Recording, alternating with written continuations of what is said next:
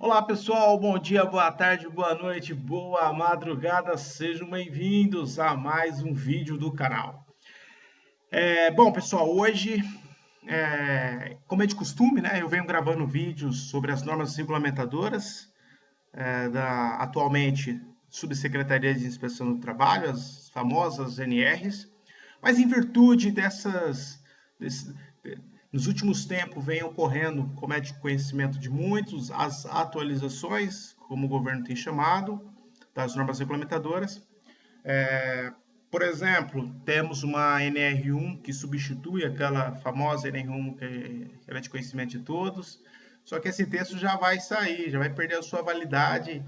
Até então, o novo texto iria entrar em março de 2021. Essa semana, a Subsecretaria de Inspeção do Trabalho já emitiu um documento que postergando essa data, isso vai para 1º de agosto de 2021, enfim. Então, nós estamos, se vocês me permitem utilizar essa palavra, um momento de instabilidade, né, na que tange aos textos das normas regulamentadoras. Então, em virtude disso, eu achei melhor, achei mais prudente dar uma pausa nessas gravações, esperar as coisas se estabilizar, os textos que for ficar aí em vigor já ter algo mais sólido, sem esse negócio de será que vai atualizar logo, enfim. Por que isso aí? Para a gente já não gravar um vídeo e daqui 2, 3 meses o vídeo já está desatualizado, legal? Bom, como é de conhecimento, o nosso blog, ele além das NRs, também trata, né, a proposta inicial é tratar de outros assuntos relacionados ao mundo da nossa querida SST, Segurança e Saúde no Trabalho. E hoje, dentro dessa proposta, vamos trazer um artigo científico, né, para o pessoal que é da academia aí, das pós-graduação, enfim, tem uma modalidade aí, vamos supor, se você estiver fazendo graduação, você tem o teu TCC, o pessoal do mestrado tem a sua dissertação, o pessoal do doutorado tem a sua tese, enfim, e dentro desse mundo aí tem uma modalidade chamada artigo científico, que é um estudo ao qual você publica em uma revista renomada, e atualmente esses estudos estão em arquivos digitais, né, em PDF. Então, aí nas mais diversas, existem diversas revistas, enfim. Esse estudo de hoje é um estudo que eu trabalhei no meu mestrado lá na Fundacentro, e eu tenho a honra aí de apresentar para vocês, espero que vocês gostem. E se alguém tiver estudos, artigo científico de SST que for interessante aí para o mundo aí da SST, processo, quando eu falo interessante, claro que todo assunto de SST é interessante para nós, mas quando eu falo de uma forma mais coletiva, né? Se isso for mais coletivo, com certeza envie aí para mim que eu vou gravar um vídeo sobre o seu estudo e cito o seu nome, enfim, fico todos os créditos para você naturalmente. Bom, pessoal, aqui, para quem não me conhece, né, deixa eu só me fazer uma apresentação bem rapidinha aqui. Meu nome é Gustavo Caetano, sou engenheiro de segurança do trabalho, servidor federal. Logo aqui embaixo está o endereço do nosso blog e mais um pouco aqui abaixo o meu e-mail. Talvez eu não consiga responder a todos, conforme quando eu falo responder, eu falo no tempo que eu desejo, né? Pelo menos desejo, que era o meu desejo, responder todos de forma muito rápida, em decorrência dessa correria do tempo, mas eu procuro estar dentro do possível respondendo a todo mundo aí, tá bom? E se você tiver algum estudo, algum artigo científico, por favor, pode encaminhar para esse mesmo e-mail. Bom, pessoal, estamos aí só um relembrete, estamos no caminho para os 10K do nosso canal do YouTube. Então, se você puder nos ajudar, clica aí se inscreve no canal. Logo que você clicar, tem a opção lá de você clicar no sininho para receber as notificações. Compartilhe esse vídeo com seus amigos através das mais diversas mídias, das redes sociais aí, WhatsApp, Instagram, Facebook, enfim.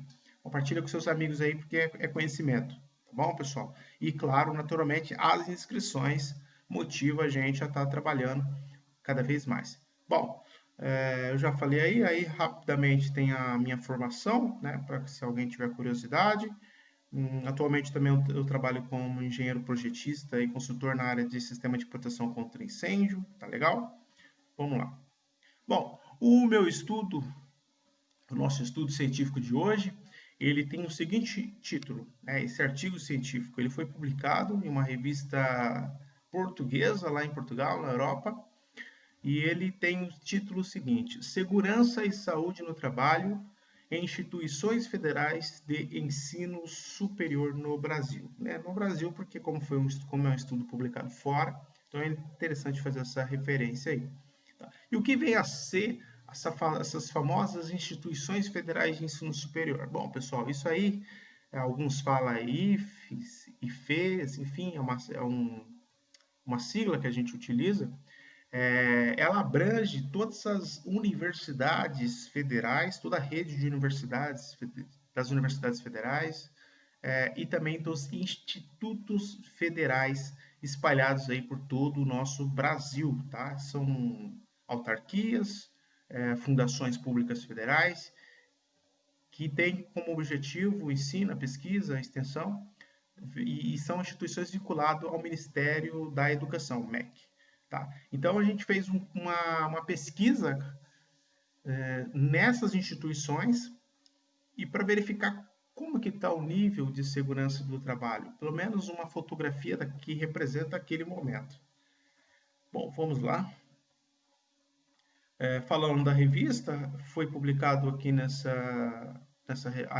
falando, lembra que eu citei um pouco atrás, sobre que cada artigo científico é publicado numa revista. Nesse caso aqui foi publicado na RICOT, International Journal on Work Condition.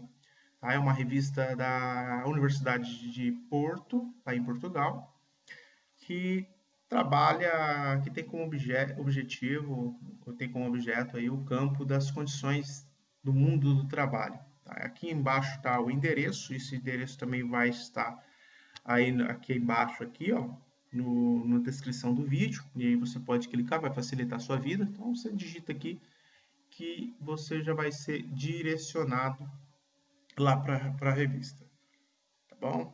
E aí lá na revista, só observa aqui, ó, você vai clicar aqui, ó, em Journal, tá vendo aqui, ó, em Journal, e depois você clica aqui, ó, Artigos Publicados. Então, quando você clicar aqui, você vai ter acesso a essa parte. Legal. Vamos prosseguir. Então, como todo artigo científico, há um resumo em português, e aí cada revista tem a sua metodologia. Nesse caso aqui tem um resumo também em inglês, mas tem revistas que falam que existem outros idiomas também, mas vamos lá. Então, o resumo desse estudo é: as instituições federais de ensino superior, as IFES, são entidades públicas responsáveis pelo promover o ensino, a pesquisa e a extensão. As IFES, né, como toda universidade, não sei se você já teve a oportunidade de pisar em uma,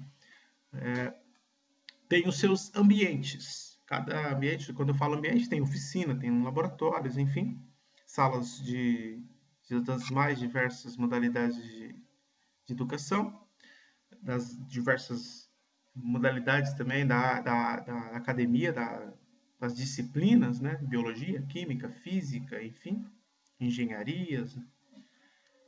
E esse estudo, então, portanto, ele busca demonstrar como está a situação atual da SST nessas instituições, sobre a perspectiva de seus servidores públicos. Então, foi utilizado duas técnicas, pesquisa documental e a questionário.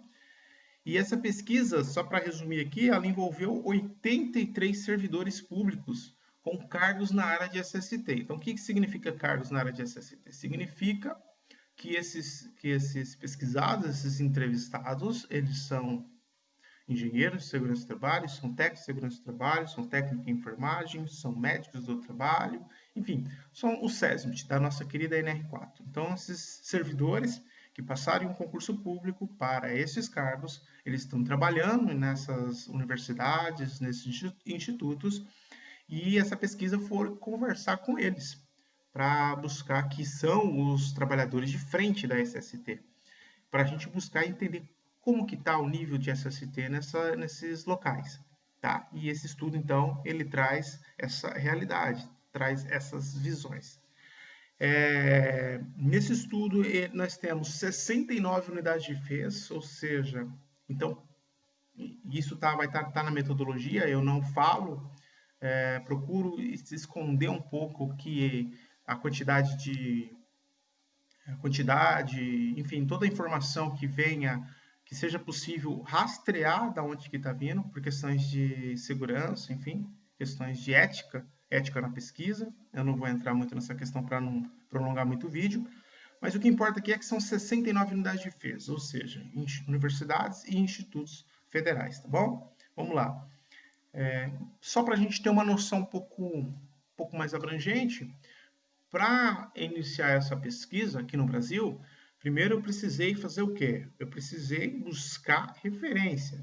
Afinal, o que é, todo tipo de comparação, nós precisamos de parâmetros, ok? E para fazer esses parâmetros, para a gente verificar o que tem e o que não tem, além das disposições normativas, disposições legais que vigoram no Brasil, eu precisei buscar também o que temos de melhor, por exemplo, na SST a nível mundial. E aí, essa listinha aqui, nessa tabela aqui, vocês vão ver algumas universidades, que é um ranking, essa pesquisa, esse ranking aqui ele é de 2019. Então, aqui temos, ó, primeiro lugar, segundo lugar, terceiro. E como as 3 melhores universidades, segundo o ranking que eu utilizei, estavam localizadas nos Estados Unidos, para dar uma diversificada um pouco mais, eu fui buscar algo em outros países, tá? Para esse estudo aqui, para o artigo, eu busquei uma universidade no Reino Unido, 2 na Austrália e uma no Canadá. Esses endereços aqui, ele é o quê? Eles são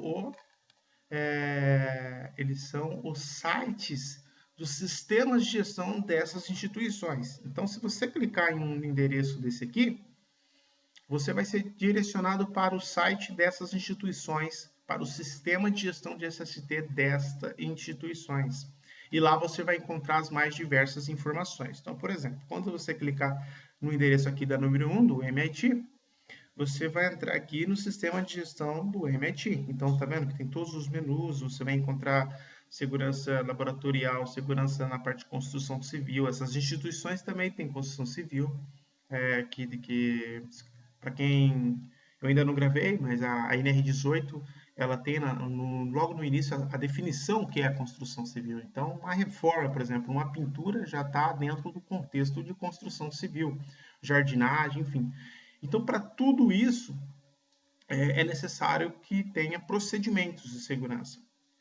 E nesses sites vocês vão encontrar. A única questão é que para quem não tem um mínimo de conhecimento em inglês, vai ter um pouco de dificuldade, porque naturalmente todos esses materiais estão em inglês, ok?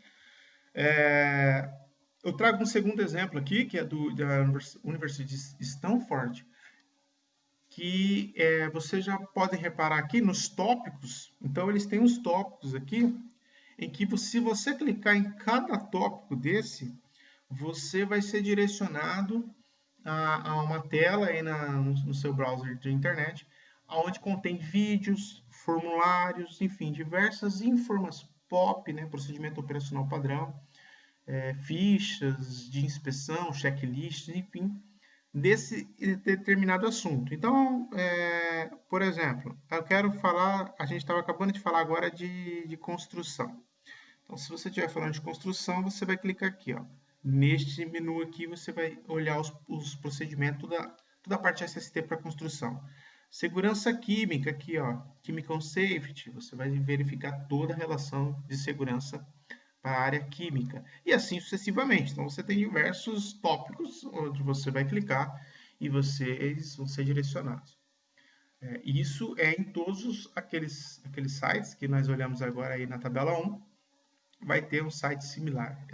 Eles parecem até Ctrl+C, Ctrl+V. Então, as universidades meio que têm sites, né, homepages, são muito similares. Legal?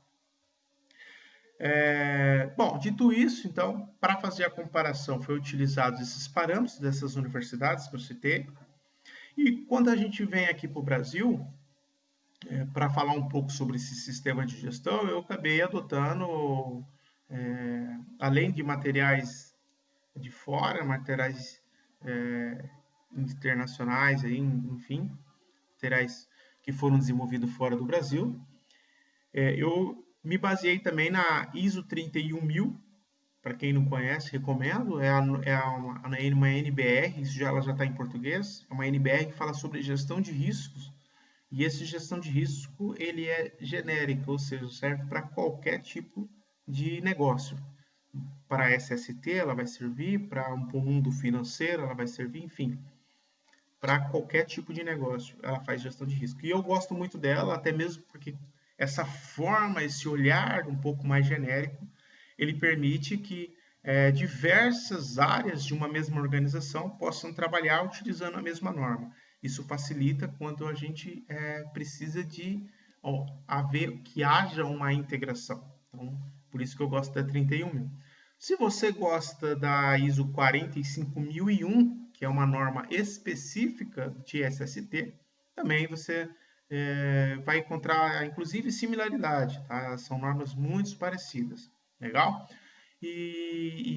Bom, não dá para falar muito da ISO 31000, porque é uma norma relativamente grande, mas o que importa dizer aqui, de forma muito rápida, é que quando eu fui lá para a ISO 31000, basicamente a ISO 31000 trabalha com 3 pilares. Esses pilares na norma, eles são chamados de princípio, estrutura e processos. Tá? Então, vocês vão encontrar isso lá na norma, e cada item desse, ele tem um significado, tá? Ele tem um significado. Por exemplo, então quando a gente vem aqui, ó, personalizados. O que significa personalizados? Significa que a gestão, o meu plano de gestão, o meu sistema de gestão, eu não posso dar um Ctrl+C, Ctrl+V. Então, se o meu vizinho fez um plano de gestão e eu achei ele excelente, eu não posso pegar Ctrl+C e aplicar na minha empresa. Eu posso sim olhar a forma com que ele fez, eu trago para cá, mas eu preciso personalizar. Isso é um princípio da ISO 31000. Eu não posso simplesmente dar Ctrl+C, Ctrl+V. Por quê? Porque a ISO 31000 ela parte de um pressuposto em que cada instituição tem a sua necessidade, cada instituição tem a sua complexidade, tem o seu tamanho, tem os seus recursos humanos e financeiros. Então, os sistemas eles devem ser personalizados. É como se fosse uma roupa, tá? Então, tem os seus ajustes. Enfim, aí você tem esses 3 pilares aí, cada um são um pequeno mundinho aí. O que é importante dizer também é que todos esses elementos, eles são iterativos. Eu não estou falando errado, não. Talvez você fale, ele quis dizer interativo. Não, a palavra correta é essa mesmo, iterativo, que significa que todos eles se comunicam entre eles a todo momento, tá? Então, eu não preciso seguir, não necessariamente eu preciso seguir essa ordem aí da esquerda para a direita e assim sucessivamente. Eu não preciso fazer esse ciclo necessariamente. Eu posso fazer para a direita, eu posso fazer para a esquerda, esse de baixo pode comunicar com o de cima, enfim. Então, isso chama processo iterativo, tá? Bom, vamos lá. Também é importante dizer, pessoal, até mesmo porque o trabalho ele faz um fechamento tratando dessa temática, e são termos muito utilizados no dia a dia, principalmente para quem já está laborando aí no mundo da SST, que a gente fala muito em cultura, né? Você ouve muito falando assim, a gente não tem cultura disso, a gente não tem cultura daquilo. E quando a gente fala em cultura de SST, cultura de segurança, tem termos técnicos sobre isso e tem muitos pesquisadores consolidados a nível mundial, pesquisadores já com muito trabalho publicado nessa área, que fala exclusivamente sobre cultura. Então vamos aqui, rapidamente. A cultura de segurança é um conceito geralmente observável de forma não explícita, algo para ser compreendido. O holandês Goodman descreve que o conceito de cultura é um campo de pesquisa de sociólogos e antropólogos que busca compreendê-las e descrevê-las em vez de medi-la. A compreensão do passado de uma cultura geralmente permite que eles se interpretem e expliquem o presente. O que significa tudo isso aí? É claro que não dá para a gente destrinchar a palavra cultura, todo o estudo sobre cultura de SST, num tempo tão curto como este, mas a cultura de SST, pessoal, não é um campo que você pode colocar uma régua e vai medir. Esse tem um nível 1, tem um nível 2, tem um nível 3. Não. É algo que a gente observa, e, claro, naturalmente, existem métodos para isso, a gente vai observar, e aí a gente vai falar, ó, tem cultura, não tem cultura, a cultura é muito fraca, mas ela está em desenvolvimento ou não está em desenvolvimento, enfim. Aqui no estudo, que se vocês baixarem o artigo lá, vai falar um pouco mais, vai trazer um pouco mais de referência, que vai ajudar para vocês. Mas é interessante que, meio que recentemente, um pesquisador australiano, ele, ele vem com mais um termo, que é, além de cultura, a gente também tem agora o clima de SST. Basicamente, falando de forma bem resumida, o clima é uma medida temporal que alimenta a cultura. Ou seja, é aquilo que a gente mede de forma mais rápida, tá? Naquele momento. E a cultura é algo um pouco mais demorada, leva um pouco mais de tempo. Então, quando a gente implanta uma nova ação de SST na sua empresa, então eu vou dar um exemplo, o PGR, Programa de Gestão de Risco, seu inventário de risco, seu plano, mudou um pouco, né? Até então a gente falava de PPRA, agora é um plano de gestão, enfim, que inclusive até tem alguns traços de gestão sistematizada, né? Enfim, é um up, né, para SST, no ponto de vista de gestão de programas, enfim. Então, quando a gente implanta um programa desse ou qualquer outro, a gente tem um resultado de forma imediata. E se você for verificar naquele momento, uma semana, 2 semanas depois, o resultado do programa que você implantou, ou através de cursos de formação, né? A gente também, eu não sou muito fã do termo, mas a gente também utiliza o termo treinamento, eu gosto mais do termo formação. Se você implanta uma formação, por exemplo, em trabalho em altura, que às vezes na sua organização não tinha, você vai observar ali 2, 3 semanas, certo, aumentou um pouco o nível de segurança, né? A pessoa vai responder de uma forma um pouco mais dentro dos parâmetros esperados de SST. Só que isso não é cultura. Isso sim está influenciando na cultura, mas isso a gente chama de clima, ou seja, aumentamos o clima de SST. 2, 3 anos, se vocês observarem que esse mesmo conceito ele continua na organização, a gente falou que aí sim a gente está alterando a cultura de SST, tá? Então lá no estudo você vai ter mais falando sobre tudo isso aí. A data da pesquisa, pessoal. Essa pesquisa, a pesquisa de campo, né? As entrevistas, elas ocorreram entre o dia 30 de outubro de 2018 a 14 de janeiro de 2019. É muito importante porque até mesmo se a gente quiser vincular a pesquisa em outras áreas, isso não só nesse estudo, mas em qualquer estudo, a gente precisa verificar quando que o estudo foi realizado. E esse estudo, ele tem como data inicial 30 de outubro de 2018, e a pesquisa de campo, ou seja, a coleta de informações no mundo real, ela termina no dia 14 de janeiro de 2019. Então, depois desse dia, do dia 15 para frente, esse estudo já não representa. Então, a gente precisa fazer um outro estudo. Esses resultados aqui é 14 de janeiro para trás, tá bom? Como eu disse, tem toda uma metodologia ética quando faz um estudo desse gênero, porque você está fazendo entrevista com pessoas, enfim, então essas pessoas têm que ficar no anonimato, enfim. Essa pesquisa ela foi aprovada por um comitê de ética, aqui está o número do parecer, 2989-217, e aí falando um pouco sobre a metodologia. Vamos lá. Ao analisar as respostas de perguntas abertas sobre quais eram os obstáculos para o desenvolvimento de gestão de SST nas IFEs, foram obtidas as seguintes categorias. Então, logo na sequência aqui, pessoal, se vocês dar uma pausa aí, vocês lerem com calma, vocês vão verificar quais foram os 12 obstáculos. Quando eu falo obstáculo, qual eram os elementos que causavam problema, dificuldade para que os profissionais de SST conseguissem implantar uma SST que a gente entende como mínima necessária em suas respectivas organizações, instituições federais aí, tá? Então aí você tem uma lista, são 12. Então a primeira é protagonismo institucional, política, depois alta administração das IFEs, falta de fiscalização dos órgãos de controle. Para quem não sabe,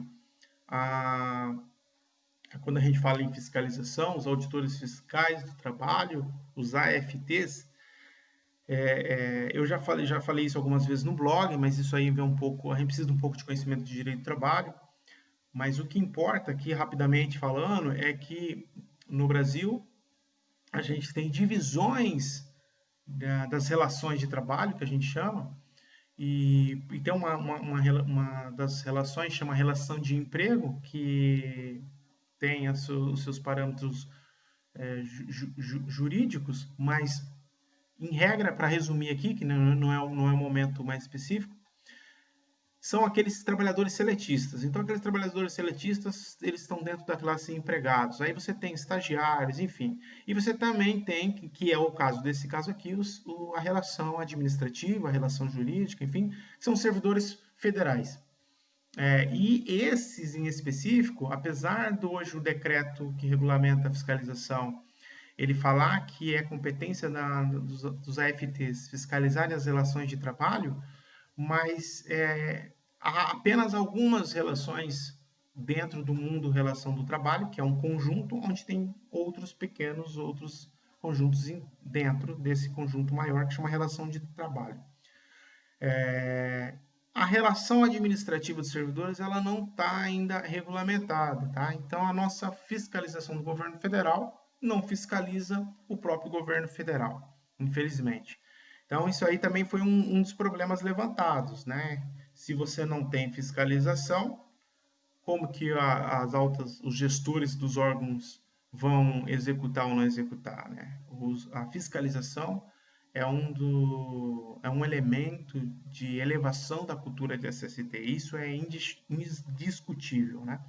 Então vamos lá, seguindo aqui. Então, chefe motivacional, falta de equipe, falta de recursos, políticas internas, chefia imediata dos setores de SST. Chefia imediata, pessoal, para vocês verificarem, para quem é da iniciativa privada, enfim, a NR4 ela fala lá que para ser chefe de um SESMIT você precisa ter, não tem um item da norma que fala isso? Você precisa ser um profissional qualificado em SST, ou seja, você precisa ser um daqueles membros do SESMIT. Então, você tem que ter formação aí, ou você é engenheiro, ou você é técnico, ou você é médico, enfim, do trabalho. Se você não tiver uma formação daquela, você não pode ser chefe do SESMIT, você não pode ser um líder do setor de SST da sua organização. E isso foi um dos problemas, porque esses profissionais que responderam falaram que as suas respectivas chefias não tinham formação, então isso acabava dificultando porque eles não entendiam o que precisavam ou não. Enfim, dentro da temática política de SST,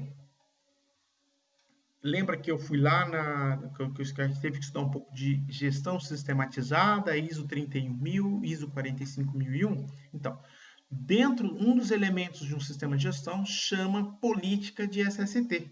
Essa política ela deve ser escrita pelo cargo mais alto da instituição.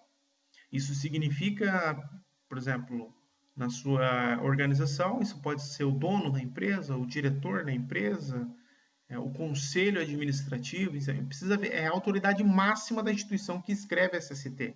Quando a gente parte para sistema de gestão, a gente já tem uma nova metodologia de gestão de SST. A básica que a gente mais conhece no dia a dia são os profissionais do SESMIT escrevendo as políticas, correndo atrás de fazer todas as ações necessárias, enfim. Quando a gente vai para um sistema de gestão, a música canta um pouco diferente. Então a nota é outra. Ou seja, as diretrizes, elas vêm de cima para baixo, elas vêm de quem tem o poder para baixo, né? Porque os profissionais de SST, eles são o quê? Eles são, quando ele é empregado numa instituição, por exemplo, eles são o quê? Assessores. Então, eles estão ali para assessorar a organização a caminhar de forma a respeitar as disposições legais e normativas. Mais que isso, eu diria, para garantir a SST dos trabalhadores que ali laboram no dia a dia. E, e a gestão sistematizada, então, ela já tem um novo olhar. Então, olhando aqui, ó, dentro da população pesquisada, foi verificado que, olha aqui, ó, 72 respostas. A minha foto ficou bem na frente aqui, 86, né? 86,74.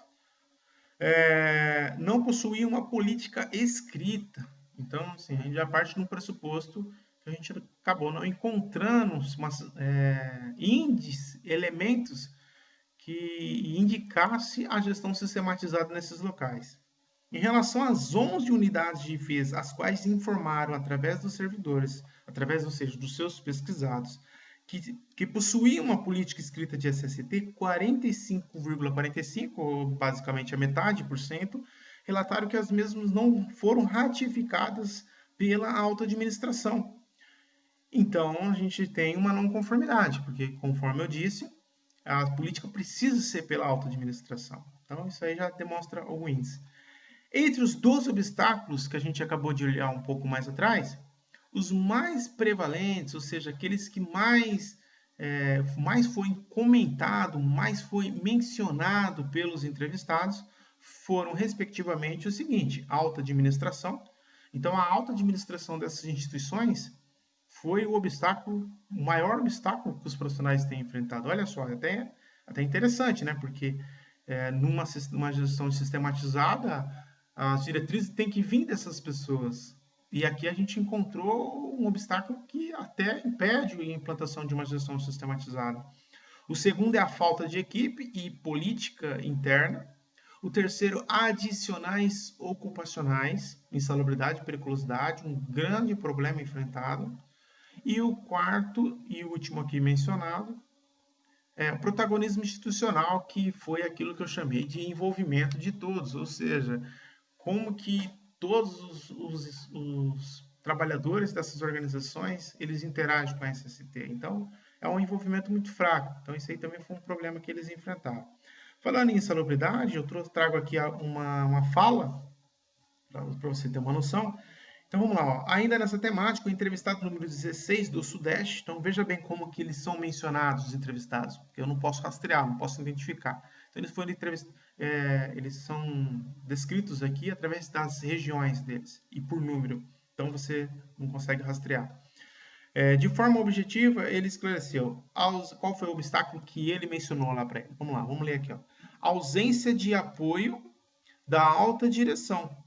Já o entrevistado 20 do Sul, agora a gente sai da região Sudeste e vai lá para o Sul, ele disse qual que era o obstáculo dele? A falta de interesse dos cargos diretivos, tanto no desenvolver do setor, falta de profissionais, como de investimento em recursos e interesse por temáticas relacionadas à SST.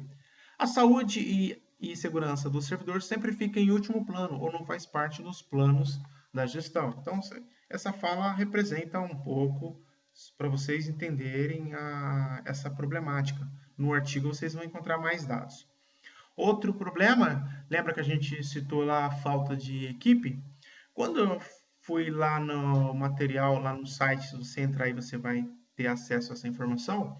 Lá no MIT, eles têm uma equipe para cuidar de toda a parte de trabalho, saúde e ambiente,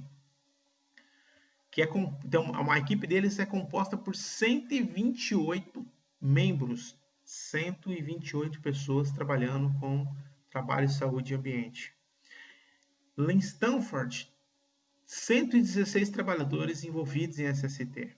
Então, lá no site, se você olhar lá, esses 116, por exemplo, aqui em Stanford, lá tá dividido por seções, por divisões. Então, tem uma divisão que é responsável só por segurança química, outra só por segurança biológica, outra só por segurança contra incêndio, enfim. Então, se você vai ver tudo isso lá. Quando a gente vem para o Brasil, olha só a diferença. É até um pouco radical, eu diria. No Brasil, destaca-se que encontramos situações com um engenheiro de segurança, um engenheiro de segurança do trabalho para atender diversas unidades de FES, em alguns casos exigindo viagens de mais de 300 quilômetros para realizar as atividades de trabalho. Então veja bem, lá nessas instituições a gente tem equipe aí no MIT de 128, em Stanford de 116 e assim vai. Eu só trago 2 exemplos aqui. E aqui no Brasil a gente encontrou a instituição com um engenheiro para atender diversas organizações e algumas sendo necessário 300 quilômetros. Pessoal, se você tem que atender uma instituição que fica 300 quilômetros da sua cidade, 300 quilômetros para ir, 300 quilômetros para voltar, se não tiver nenhum problema no caminho, né? Se a gente conseguir não furar um pneu, enfim, nenhum problema com o veículo, isso aí praticamente a gente já vai meio período só de viagem. Aí, como que você consegue fazer uma segurança, fazer prevenção, né? Conseguir fazer prevenção, fazer um inventário de risco? Você acaba tendo o teu tempo muito reduzido para fazer tudo isso aí. Então, uma outra problemática que a gente encontrou no Brasil também. Falando dos adicionais ocupacionais agora, esse é um grande problema que tem aí na administração pública e obstáculo segundo os entrevistados. Consoante o entrevistado 53 do Nordeste, a sua maior barreira foi a verba e a aceitação pela alta gestão que acha que o nosso trabalho se resume a laudos. A falta a seguir resume as colocações de 15 entrevistados que citaram os adicionais. Então, voltando lá na fala do entrevistado 53, ele fala o seguinte, então eu tenho um problema muito grande aqui com falta de verba para comprar EPC, comprar EPI, enfim, e para contratar formações de SST. E a gestão, ela entende que esses profissionais têm que ficar fazendo o quê? Qual o serviço deles? Fazer laudo, insalubridade, laudo. Só que quando a nós, profissionais da SST, de conhecimento de todos, ou pelo menos deveria ser, que os profissionais da SST, muito pelo contrário, eles têm que trabalhar para eliminar a insalubridade e periculosidade. Muitas vezes não tem como, sobretudo periculosidade na parte elétrica. Em regra, você acaba não conseguindo eliminá-la. Mas insalubridade, sim, existem muitos recursos. Eu estou falando em regra, tá, pessoal? Cada caso, um caso, tem que ser analisado de forma muito cuidadosa. Mas, em regra, é isso aí. Então, a insalubridade você consegue. Tem casos que você consegue eliminar. Você compra um EPC, você aplica um EPC lá na parte de química, por exemplo. Então, você tem ventilação local exaustora, enfim, apenas um exemplo, em que você consegue eliminar a exposição desses trabalhadores a esses limites aí que degradam a saúde da pessoa. Então, nós trabalhamos para isso.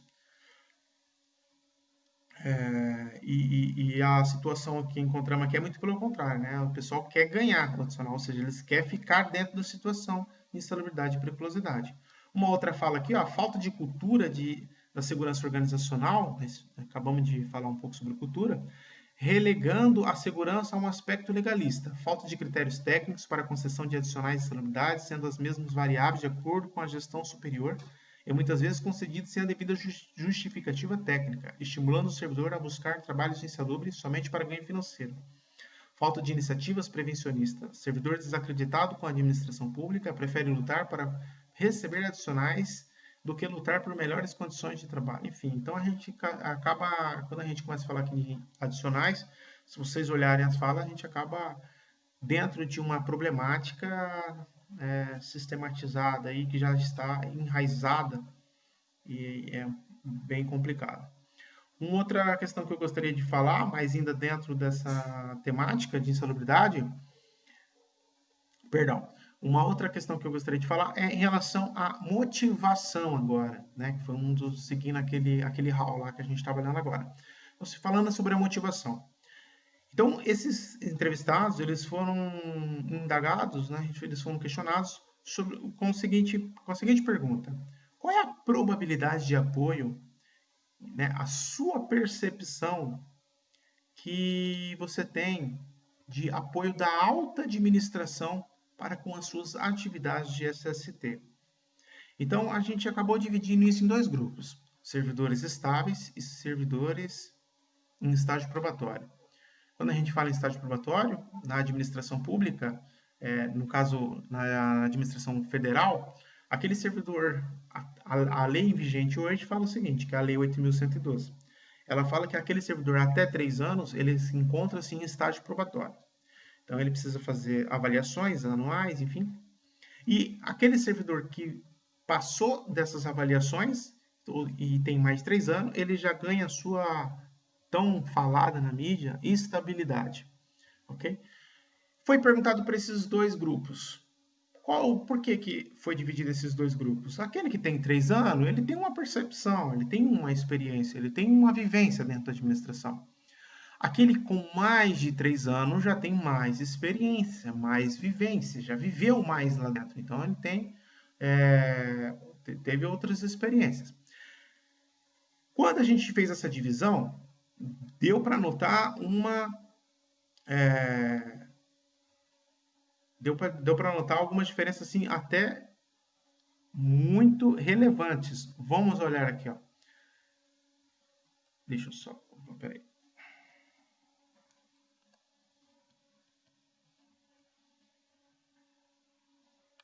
Peraí, teve um probleminha técnico aqui. Então vamos lá, aqui, ó. Servidores em estágio probatório. 44% do grupo em estágio probatório falaram que a probabilidade era alta. Da probabilidade média, 55,56%, portanto, falaram que a probabilidade é média. E desse grupo, nenhum falou, ó, a probabilidade aqui, ela é baixa. Nenhum falou.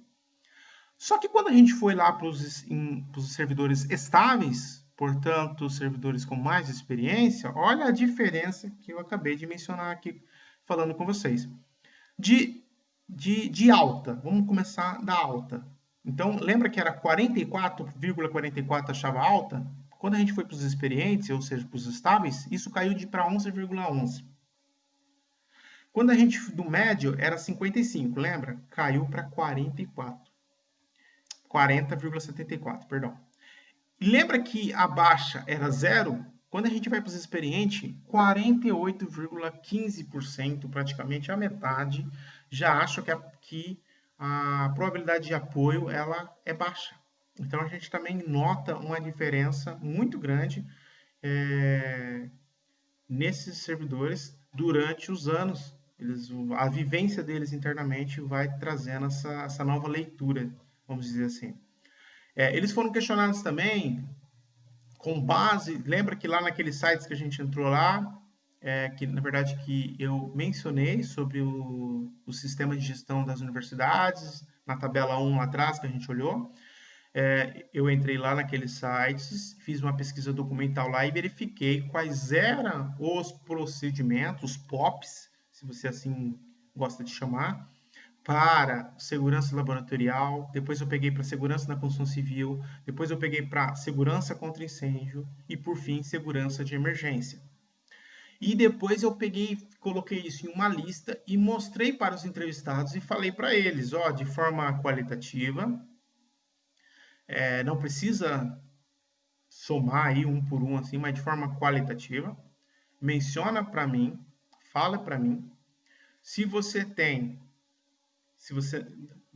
por exemplo, segurança laboratorial, tá vendo essa lista que eu estou te mostrando?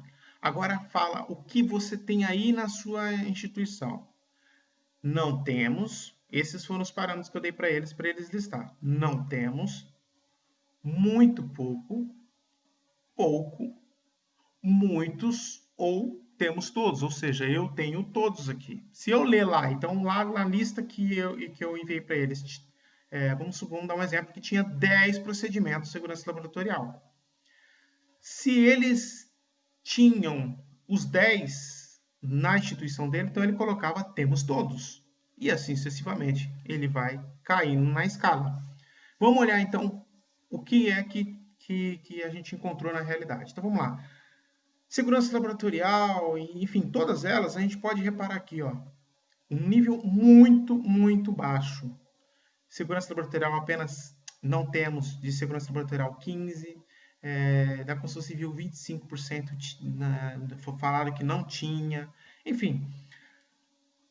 Praticamente, para a gente falar assim, ó, não, eles têm uma condição razoável aí de SST, a gente precisa do quê? Muitos ou temos todos. E olha aí qual era a porcentagem. Apenas 9 aqui, 6 aqui, 10,8 aqui, 2,4 aqui. Temos todos 0, 1,2, 1,2. Então a gente tem muito pouco procedimento. E aí, logo nesse momento da pesquisa, surgiu, tá, e por que isso está ocorrendo? Vamos lá. Lembra que a gente teve um problema muito grande com os adicionais ocupacionais? Então a gente foi investigar qual o tempo que esses profissionais tinham para fazer essas atividades. Por que é tão baixo o índice de procedimento ali de SST? E aí a gente foi fazer uma investigação e olha só o que a gente encontrou. É importante lembrar desde já que a jornada de trabalho desses servidores ela é de 40 horas semanais, tá? 40 horas semanais. Isso é, de segunda a sexta, eles trabalham 8 horas por dia, de segunda a sexta. E quando esses servidores, no caso aí os engenheiros, por exemplo, e os médicos do trabalho, foram questionados, o que eles faziam nesse tempo?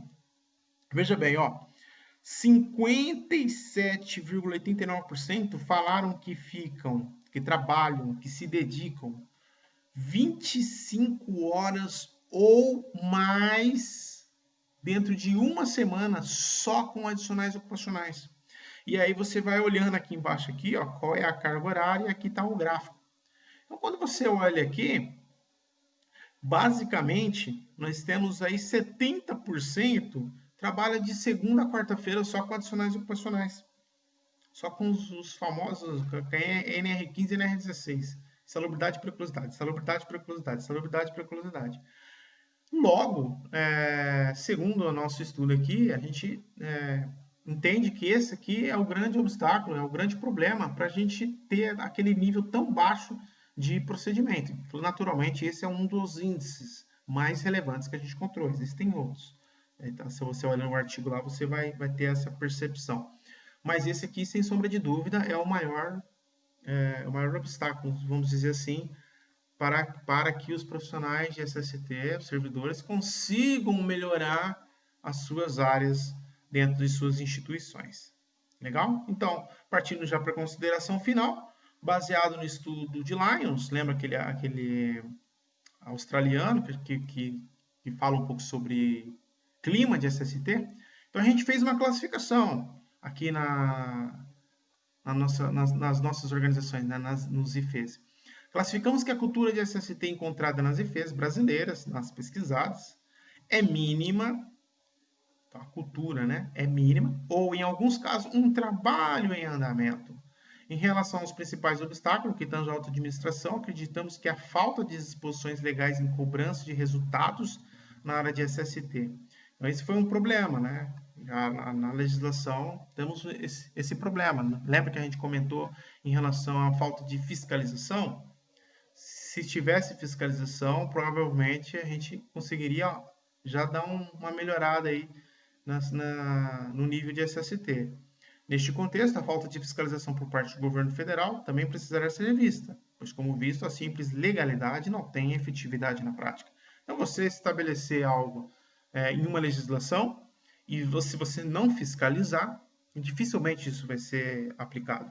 Né? Então, eu vou dar um exemplo que sai da SST, entre aspas, mas que fica um pouco mais fácil de entender. O Código de Trânsito, nosso CTB, ele estabelece velocidade X para uma avenida, por exemplo, 60 km por hora. Ele estabelece outra diretriz, que é proibido passar em sinal vermelho. Legal, isso está na legislação.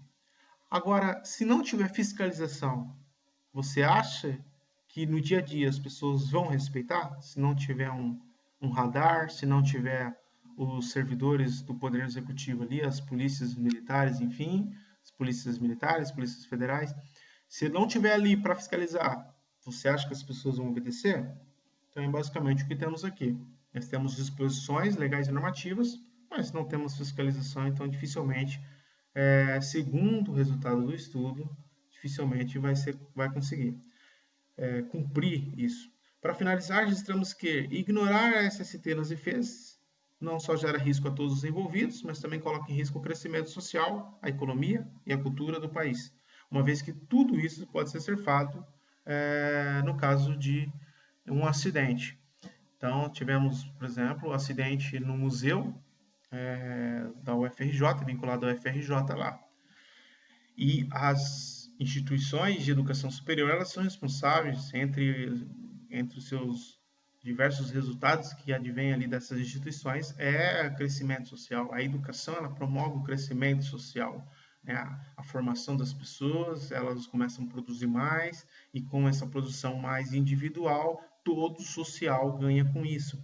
A economia ganha com isso, a cultura de um país, ela cresce com isso, enfim. Então, se você tiver um acidente de trabalho ali, provavelmente vai interromper. É como se fosse um processo industrial. Você tem uma linha de montagem, acontece um acidente, para aquela linha de montagem. Então, basicamente, esse artigo científico ele fala isso aí. Eu espero que vocês tenham gostado. Para quem é da academia, principalmente, vai gostar. Vai ter o link aqui, tudo aqui embaixo do vídeo. Aqui você vai ter o link do artigo. Você baixa o artigo, leia, estude. Tá? Então, para finalizar, eu só deixo aí meu site, caetanofire.com.br, que é para tratar exclusivamente das minhas consultorias, assessoria técnicas e projetos na área de SST. Bom, pessoal, o que eu gostaria de falar com vocês é isso aí. Deixo aqui os meus dois Instagram, Caetano Fire, Caetano Radical, que é o meu pessoal, e do lado esquerdo, Caetano Fire Profissional, da parte mais voltada para incêndio. E é isso aí. Espero que tenham gostado. Muito obrigado pela participação, por ficar até o momento final aqui conosco. E Deus os abençoe e até a próxima oportunidade. Tchau, tchau.